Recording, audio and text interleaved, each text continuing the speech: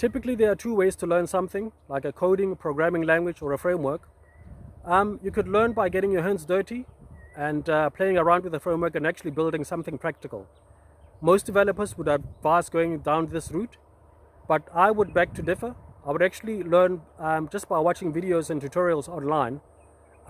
Just that would be the passive learning route.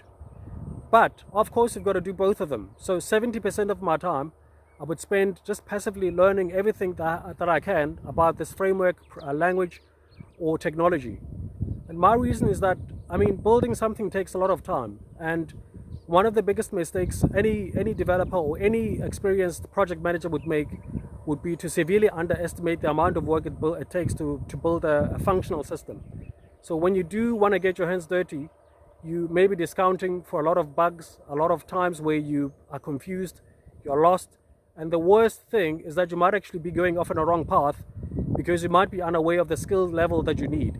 So by doing something which is already laid out or being spoon-fed with just passively learning, you cut out a lot of the getting lost and a lot of the confusion. It's a case of getting your axe very, very, very sharp before starting down to cut that tree.